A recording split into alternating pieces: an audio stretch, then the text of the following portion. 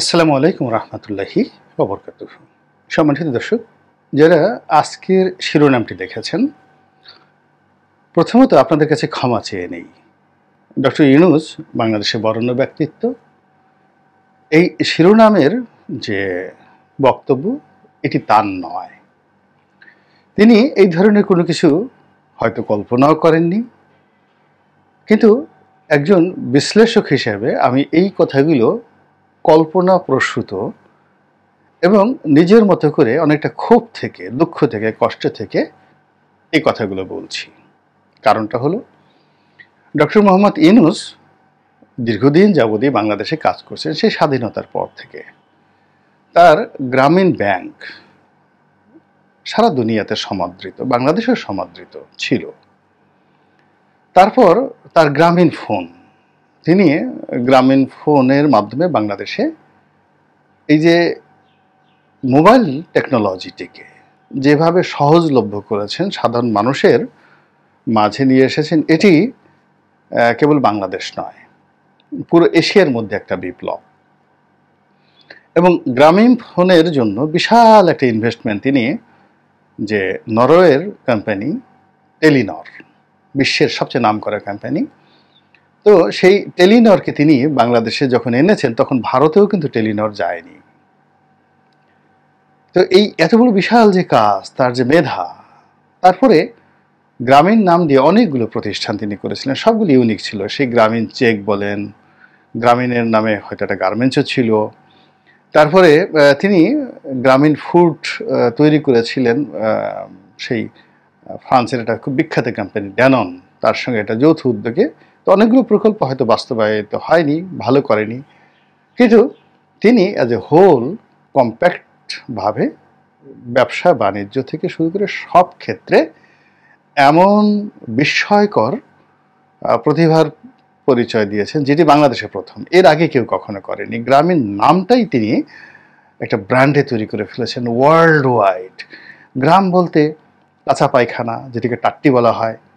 গ্রাম বলতে পাড়ার বুড়ো থেকে শুরু করে যারা বাচ্চা পোলাপান একসাথে পাট খেতে গিয়ে, আখ খেতে গিয়ে, ধান খেতে গিয়ে, কিংবা খালের পাশে বসে কাপড় উঁচু করে মল ত্যাগ করে সেই ভারতের লোকজনের মতো, এটাই গ্রাম বলতে যে বোঝাতো 70-এর দশকে, 80-এর দশকে।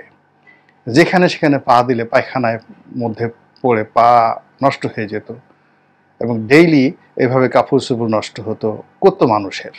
দুর্গন্ধ, রোগ বালাই, জীবাণু, সেই খুজলি, পাসরা, এগুলো বলতে গ্রাম বোঝাতো। সেই গ্রামের যে গ্রামীণ শব্দটি, এটি যে কারো মাথার তাজ হতে পারে, প্রশংসা হতে পারে, এটি ডক্টর ইউনূসের মাধ্যমে এসছে, এবং তিনি সেই সম্মানটা জনগণের কাছ থেকে তিনি পেয়েছেন। কিন্তু তার কপাল পুড়ল কবে? যেই দিন থেকে তিনি নোবেল পুরস্কার পেলেন, এটা হলো প্রথম। আর কিছু লোক তাকে খুব অ্যাডমিনিস্ট্রেটর বানানোর জন্য তত্ত্বাবধায়ক সরকারের স্থান দিল, কিছু মানুষ তাকে প্রধানমন্ত্রী হিসেবে পাওয়ার জন্য এগিয়ে এলো। এবং এই ভদ্রলোক মানুষ বেসিক্যালি একজন কবি, বেসিক্যালি একজন উদ্ভাবক, একজন বিজ্ঞানী, একজন অর্থনীতিবিদ। তো এই মানুষগুলোর আসলে 6 ধারে 9 ধার থাকে না, খুব চালাক। তারা যেই যেই ক্ষেত্রে সফলতা লাভ করে সেই ক্ষেত্রে তাদের চালাকি থাকে, বুদ্ধিমত্তা থাকে। চালাকি নেতিবাচক অর্থে বুদ্ধিমত্তা থাকে, টাকা উপার্জনের ধান্দা থাকে, কিন্তু অ্যাজ এ হোল সমাজের যে নর্মাল টাউটারি, যা বাটপারি, এই জিনিসগুলো তাদের মধ্যে থাকে না। ফলে রাজনীতির যে টাউট বাটপারি, এটা তিনি বুঝতে পারেননি।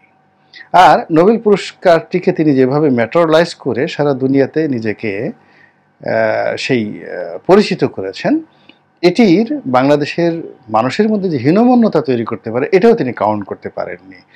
ফলে এই নোবেল পুরস্কারটি তার জীবনটাকে শেষ করে দিয়েছে, তার সমস্ত সম্ভাবনাকে শেষ করে দিয়েছে। ফলে তার উচিত এই নোবেল পুরস্কারটি এই কমিটির হাতে ফিরিয়ে দেওয়া। আমি হলে তাই করতাম, যে বাবা গো, সুন্দর করে আমি তোমাদের কাছে মাপ চাই। আমি এখন কবরের জায়গায় খুঁজছি। আমি কি চট্টগ্রামে আমাদের বাড়ি যেখানে, সেখানে কবর দেব, নাকি আমি প্রধানমন্ত্রী শেখ হাসিনার কাছে একটা নিবেদন করব যে গ্রামীণ ব্যাংক চত্বরে আমাকে একটু কবরের জায়গা দেন, বিনিময়ে আমি কিছু চাই না, আমি নোবেল পুরস্কার ফেরত দিয়ে দিচ্ছি। তো এই নোবেল পুরস্কারটা যদি তিনি ফেরত দেন এবং সরকার বাহাদুরের কাছে একটু কবরের জায়গা চান যে আমি এই দেশে মরতে চাই এবং সুখে শান্তিতে বাকি জীবন থাকতে চাই, আমি এই ৮০, ৮৫, ৮৮, তার বয়স কত বছর জানি না, ৮৫, ৮৮ বছরের মতো হবে, এই বইয়ের মধ্যে হবে, আমি আর পারছি না, আমি আর পারছি না, আমি এই নোবেল পুরস্কার তোমাদেরকে ফেরত দিতে চাই, নোবেলের টাকা সহ ফেরত দিতে চাই, আর আমার যত টাকা পয়সা আছে সব কিছু আমি, বঙ্গবন্ধু ট্রাস্ট আছে, বেগম ফজিলাতুন্নেছা ট্রাস্ট আছে, শেখ হাসিনার ট্রাস্ট আছে, এই জায়গাতে আমি আসলে দান করে দিতে চাই, দান করতে দিতে চাই, অথবা শেখ রাসেল নামক একটা ভালো ট্রাস্ট করে, শেখ কামাল নামে একটা ট্রাস্ট করে আমি সেখানে আসলে আমার যতটুকু আছে আমি এগুলো দান করে দিতে চাই, বাকি জীবন আমি আসলে বৃদ্ধাশ্রমে কাটাবো এবং আমার মৃত্যুর পরে আমাকে যেন ওই জায়গাতে কবর দেওয়া হয়। এরকম একটা সিম্পল জায়গাতে যদি তিনি চলে আসেন, মুহূর্তের মধ্যে তার সব সমস্যা সমাধান হয়ে যাবে। আরে আমি বেঁচে থাকতে পারছি না, আমি নোবেল পুরস্কার দিয়ে কী করবো, একটা মেডেল দিয়ে আমি কী করবো, একটা নাম দিয়ে কী করবো, আমি বাংলাদেশে যেখানে ঘুরতে পারছি না সেখানে ফ্রান্সের প্রেসিডেন্টের সাথে আমার বৈঠক হচ্ছে, তাতে আমার কী আসে যায়, আমি যেখানে কোর্টের বারান্দায় ঘুরছি, লোহার খাঁচার মধ্যে চোর ডাকাতের মতো ঘুরছি, আমার বৃদ্ধ শরীর নিয়ে আমি যেখানে সিঁড়ি দিয়ে আমাকে উঠতে কাঁপতে কাঁপতে আমি উঠছি, কথা বলতে গিয়ে আমি আবেগপ্রবণ হয়ে যাচ্ছি, আমার কান্না আসছে, তো সেখানে জো বাইডেন হোক, বারাক ওবামা হোক, হিলারি ক্লিন্টন হোক, তিনি আমার বন্ধু, আমরা এক টেবিলে বসে খাওয়া দাওয়া করি, এতে কি আসে যায়, আমাকে তো একটা পথ বেছে নিতে হবে। তো তার উচিত হলো নোবেল পুরস্কার যদি তিনি হোল্ড করতে চান, এটা নিয়ে কথাবার্তা বলেছেন, বেনজিরের মতো পালিয়ে যাওয়া, সুন্দর মতো একেবারে পালিয়ে যাওয়া, নিরুদ্দেশ হয়ে যাওয়া এবং বিদেশে গিয়ে তিনি তার মতো করে চুপচাপ থাকবেন, ঘোরাফেরা করলে আবার ইন্টারপোলের মাধ্যমে তাকে গ্রেপ্তার করায় আনা হবে, তার বিরুদ্ধে মিছিল হবে, মিটিং হবে, এবং ওখানে তো অনেক বাঙালি লোকজন আছে, তাদেরকে লেলিয়ে দেওয়া হবে, পিটাওয়েকে, হ্যাঁ, কোনো একটা সভা সমিতি সেমিনারে তিনি আমেরিকাতে গেলেন বা ইউকেতে গেলেন, ওখানে বিভিন্ন সংগঠন আছে, তারা সেখানে ঢুকে ডক্টর ইউনূসকে বেইজ্জতি করলো, কাজে তিনি বিদেশে গিয়ে চুপচাপ থাকতে হবে বেনজিরের মতো, তাকে খুঁজে পাওয়া যাবে না। তো এর সাথে বাংলাদেশের বৃদ্ধাশ্রমে কাটানো তার জন্য খুব ভালো হয়, আমি হইলে অন্তত পক্ষে তাই করতাম। তো এই কথাটি আসলে আমি এখানে বলতে চাই। দ্বিতীয় আরেকটা বিষয় আছে, সেটা হলো তাবলিগে যাওয়া।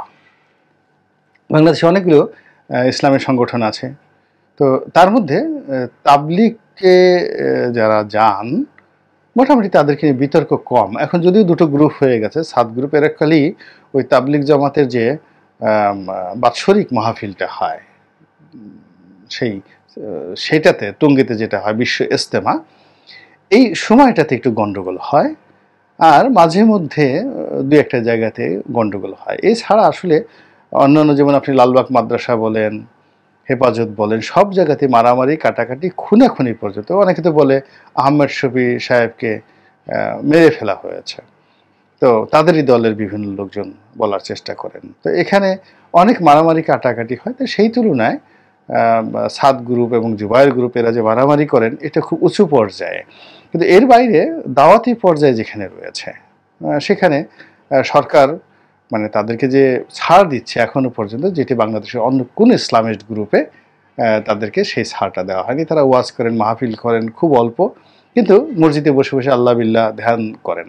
তো সেই ক্ষেত্রে এরকম একটা সংগঠনের সাথে যদি ডক্টর মোহাম্মদ ইউনূস জুড়িয়ে যান, তিনি 40 দিনের একটা চিল্লাতে যান, প্রথমে বাংলাদেশে গেলেন, ঘোরাফেরা করলেন, এরপর এদের কিন্তু অনেক আন্তর্জাতিক চিল্লাও রয়েছে, এবং আন্তর্জাতিক চিল্লাতে যান, এবং তিনি যেভাবে ইংরেজি বলতে পারেন, যেভাবে হাসতে পারেন, এবং মুখে যদি তিনি সুন্দর দাড়ি রাখেন, তাহলে তার যে পরিচিতি এটা জাকির নায়েকের চেয়েও বেশি হয়ে যাবে, এবং পুরো পশ্চিমা দুনিয়া অবাক হয়ে যাবে। তাবলিগে তিনি যোগদান করলেন এবং তাবলিগের আমির হয়ে যাবেন একটা সময়, তিনি সারা দুনিয়ার আমির হয়ে যাবেন, এবং তাবলিগের আমির যদি তিনি হতে পারেন, কিয়ামত পর্যন্ত তিনি সকলের দ্বারা প্রশংসিত হবেন। চিন্তা করুন তো, ডক্টর মোহাম্মদ ইউনূসের গোলগাল যে সুন্দর একটা মুখ রয়েছে, সেখানে লম্বা দাড়ি, সাদা ফকফকে দাড়ি, একটু লম্বা চুল, তার উপরে মাথায় একটা সুন্দর পাগড়ি, তারপরে কালো রঙের, একেবারে কালো রঙের সফেদ সেই সৌদি আরবের যে জুব্বা, সেই জুব্বা, শরীরে তিনি আতর মাখছেন, চোখে তিনি সুরমা মেখেছেন, হাতে তার লাঠি, তিনি তাবলিগ জামাতের এই শত শত নেতাকর্মীদেরকে নিয়ে রাস্তায় গেলেন, মসজিদে গেলেন, বিদেশে গেলেন, এয়ারপোর্টে গেলেন। মানে লোকজন তো প্রথমে এসে কেউ তার হাতে চুমো খাবেন, কেউ তার পা ধরে সালাম করবেন, এবং তাকে নিয়ে যদি কেউ কোনো টু শব্দ করে, নেতিবাচক টু শব্দ করে, রীতিমতো দাঙ্গা শুরু হয়ে যাবে, রীতিমতো দাঙ্গা শুরু হয়ে যাবে। এবং এই কাজ ইউনূস সাহেবের যে মেধা এবং যোগ্যতা, তিনি এখন যেভাবে ফিফার পক্ষে দিচ্ছেন, মানে বিশ্বের যে ফুটবল ফেডারেশন সেখানে দিচ্ছেন, স্পোর্টস অঙ্গনে দিচ্ছেন, সামাজিক ব্যবসায় দিচ্ছেন, এই মেহনতটি যদি মাত্র 10 ভাগের 1 ভাগ তিনি তাবলিগ জামাতে যান, বিশ্বাস করেন তার মতো হুজুর কেউ হতে পারবে না। আটরশি ফেল, মানে সব চরমোনাই ফেল। তিনি যদি ওরস মোবারক করতে চান, তো গরু বাংলাদেশের, মানে গরুর গাবতলির বাজারে একটা গরুও থাকবে না, সব তার দরবারে চলে যাবে। তিনি যেখানে দরবার খুলে বসেন না কেন সেখানে। তিনি যদি বলেন যে না, আমি পীর হব না, আমি জিকিরের একটা মাহফিল করব, বা আমি ধর্ম প্রচার করব, আমি ওয়াজের একটা মাহফিল করবো, তার ওয়াজ শোনার জন্য সাইদি সাহেবের ওয়াজে আর কত মানুষ আসতো। তিনি ইংরেজিতে ওয়াজ করবেন, বাংলাদেশ ইংরেজিতে ওয়াজ করবেন, এবং এগুলো আল জাজিরা, সিএনএন, বিবিসি এগুলো সব লাইভ টেলিকাস্ট করবে। সৌদি আরবের বাদশাহ তার সঙ্গে বাংলাদেশে দেখা করতে আসবে, বাদশাহ সালমান আসবে, সৌদি আরবের যিনি খতিব রয়েছেন তিনি আসবেন, আল আজহার বিশ্ববিদ্যালয়ের যিনি চ্যান্সেলর রয়েছেন তিনি আসবেন, যেখানে যাকে বলা হয় আল আজহারের সবচেয়ে বড় ইমাম, গ্র্যান্ড ইমাম, যিনি প্রেসিডেন্টের সমপর্যায়ের ক্ষমতা সম্পন্ন, তিনি দেখা করতে আসবেন ডক্টর ইউনূসের সঙ্গে। আমার যদি ডক্টর ইউনূসের মতো বয়স থাকতো, তার মতো টাকা থাকতো, তার মতো এরকম অবস্থা থাকতো, বিশ্বাস করেন আমি মুহূর্তের মধ্যে এই সিদ্ধান্ত নিয়ে ফেলতাম যে আমি তাবলিগ করব এবং দিনের দাওয়াতে কাজ করব। এখন আমার এই বক্তব্য ডক্টর ইউনূসের কাছে পৌঁছাবে কিনা আমি জানি না, এবং তিনি আদৌ এই কাজ করবেন কি করবেন জানি না, বাট আমার কাছে মনে হয়েছে যে যদি এই কাজগুলো করতেন, জীবনের শেষ পর্যায়ে তার যে কষ্ট রয়েছে, বেদনা রয়েছে, এই বেদনাটা লাঘব হতো। আল্লাহ আমাদের সবাইকে হেদায়েত দান করুন এবং হেফাজত করুন। আসসালামু আলাইকুম ওয়া রাহমাতুল্লাহি ওয়া বারাকাতুহু।